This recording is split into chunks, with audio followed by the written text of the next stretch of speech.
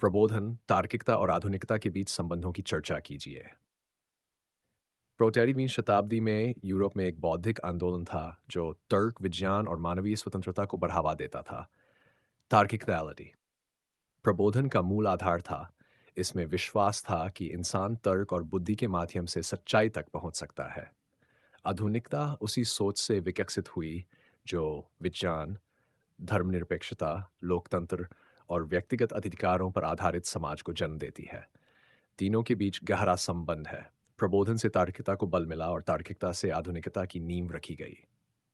Do मनुष्य सनुषी स्वतंत्र पैदा हुआ है, लेकिन हर जगह वह जंजीरों में जकड़ा हुआ है। टिप्पणी कीजिए। यह कथन रूसेओ का है जो उनकी कृति सामाजिक अनुबंध में मिलता है।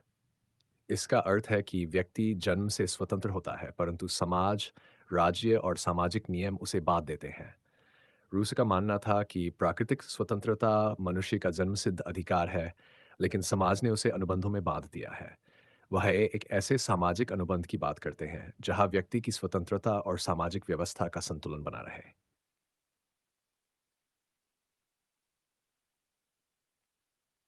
नारीवादी सिद्धांत में मेरी वॉल्सनक्राफ्ट के योगदान पर चर्चा कीजिए। मेरी वॉल्सनक्राफ्ट को आधुनिक नारीवाद की जननी कहा जाता है। उनकी प्रसिद्ध रचना a vindication of the rights of women में उन्होंने महिलाओं की शिक्षा और समान अधिकारों की मांग की। उनका तर्क था कि महिलाओं की अधीनता कृत्रिम है, प्राकृतिक नहीं। उन्होंने महिलाओं को पुरुषों के बराबर समझा और समान शिक्षा व आत्मनिर्भरता पर बल दिया। शॉर संक्षिप्त टिप्पणी। अ प्रबोधन ये एक बौद्धिक आंदोलन था जो 18वीं शताब्दी में यूरोप में उभरा। इफ इसका उद्देश्य था तर्क, विज्ञान, मानवाधिकार और स्वतंत्रता को बढ़ावा देना। प्रमुख चिंतक Kant, Rousseau, Voltaire, Locke, Montesquieu. ये धार्मिक अंधविश्वास और निरंकुश शासन के विरुद्ध था। इस आंदोलन से लोकतंत्र, विज्ञान और आधुनिक शिक्षा की नींव पड़ी। रूसो का राष्ट्रों का संघ रूसो ने राष्ट्रों के संघ की परिकल्पना की थी जो शांति और सहयोग पर आधारित हो। उनका विचार था कि स्वतंत्र राष्ट्र आपस में एक अनुबंध के तहत मिलकर एक संघ बना सकते हैं। इस विचार ने बाद में संयुक्त राष्ट्र संघ यूनो जैसे संगठनों की अवधारणा को प्रेरित किया। महिलाओं के मुद्दे पर कोलंताई के योगदान का मूल्यांकन कीजिए। एलेक्जेंड्रा कोलंताई रूस की एक प्रमुख नारीवादी और मार्क्सवादी क्रांतिकारी थीं।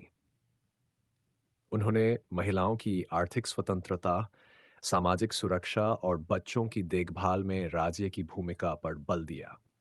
उन्होंने कहा कि स्त्री मुक्ति केवल आर्थिक व्यवस्था में परिवर्तन से ही संभव है। उनका योगदान यह था कि उन्होंने साम्यवाद और स्त्रीवाद को एक साथ जोड़ने का प्रयास किया। मार्क्स के मूल्य के श्रम सिद्धांत और शोषण पर उनके विचारों की व्याख्या कीजिए। मार्क्स के अनुसार वस्तु का मूल्य उसमें लगे श्रम पर निर्भर करता है। इसे मूल्य का श्रम सिद्धांत कहते हैं। पूंजीपति श्रमिक से उसका पूरा मूल्य नहीं देता। श्रमिक की मेहनत से जो अतिरिक्त मूल्य पैदा होता है वह पूंजीपति रख लेता है। यही शोषण है। मार्क्स का यह भी मानना था कि यह शोषण ही पूंजीवादी व्यवस्था की बुनियाद है और क्रांति से ही इसका अंत हो सकता है। मिल के व्यक्तिवाद और स्वतंत्रता की रक्षा का विश्लेषण कीजिए। जॉन स्टुअर्ट मिल ने अपने ग्रंथ ऑन लिबर्टी में व्यक्तिवाद और स्वतंत्रता की रक्षा की। उन्होंने कहा कि व्यक्ति को अपनी इच्छा से सोचने, बोलने और कार्य करने की स्वतंत्रता होनी चाहिए, जब तक वह दूसरों को नुकसान न पहुंचाए। उन्होंने स्वतंत्रता का सिद्धांत दिया और राज्य द्वारा अत्यधिक हस्तक्षेप का विरोध किया। मिल ने यह भी कहा कि व्यक्ति की स्वतंत्रता से समाज का भी विकास होता है।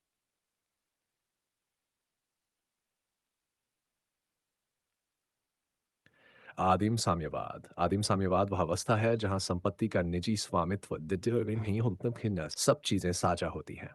यह समाज श्रम के सामूहिक उपयोग और सामूहिक उपभोग पर आधारित होता था। मार्क्स ने इसे इतिहास की पहली सामाजिक व्यवस्था बताया और कहा कि भविष्य में भी समाज साम्यवादी ही बनेगा।